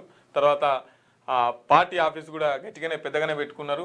అది కూడా ఎవరైతే కల్వకుంట్ల ఆస్తులు ఏవైతే ఉన్నాయో 2014లో ఎంత ఉన్నాయో అంతే ఉండాలి, మిగతా అని అవి ప్రజల ఆస్తులే. అవి డబల్ కానీ అంతేగాని అట్లయితే సరే, వాళ్ళ జీతాలు ఇన్ని రోజులు పనిచేసి కదా, వాళ్ళ శాలరీలు పోను ఎంత ఉన్నాయో అంతే ఉండాలి, మిగతా అంతా ఈ ప్రజలకు పంచాలి అని చెప్పేసి నీ నినాదం ఏదైతే ఉందో దానికి మేము సంపూర్ణ మద్దతును ప్రకటిస్తున్నాం. అది వాస్తవంగా 100% జరగాల్సిన పని. రైట్ మిత్రులారా, ఇక ఇలా ఉన్నాయి మన మార్నింగ్ న్యూస్ వార్తాపత్రికలు రాసినటువంటి వార్తా విశేషాలు. మార్నింగ్ న్యూస్ చూసే మిత్రులు ఒకసారి మన వీడియోని లైక్ చేయండి, కామెంట్ చేయండి. ఇక రేపటి నుంచి ఒక సెన్సేషనల్ టాపిక్ని ఎపిసోడ్ల వైజ్గా మీ ముంగట పెట్టబోతున్నాం. ఆ సెన్సేషనల్ ఎపిసోడ్ని ఎట్లా మీ ముంగట పెట్టబోతున్నాం అనేది కూడా రేపు మీ ముంగట చూపిస్తాం. కాబట్టి రేపటి నుంచి ప్రతి ఒక్కరు మీ వీడియోని స్కిప్ చేయకుండా చూడాలి. అలాగే ప్రతి ఒక్కరు కామెంట్లలోకి రావాలి. ఈ వీడియోని రేపటి నుంచి మరింతగా షేర్ చేయండి మిత్రులారా. రేపు ఒక సెన్సేషనల్ విషయాన్ని ఎపిసోడ్ల వైస్గా మేము బయట పెట్టబోతున్నాం. రైట్, ఇక ఇవి వార్తాపత్రికల్లో వచ్చినటువంటి వార్తా విశేషాలు. ఇక రేపు వచ్చే మార్నింగ్ ఎపిసోడ్లో మళ్ళీ కలుసుకుందాం. అప్పటిదాకా చూస్తూనే ఉండండి క్యూ న్యూస్. Thank you.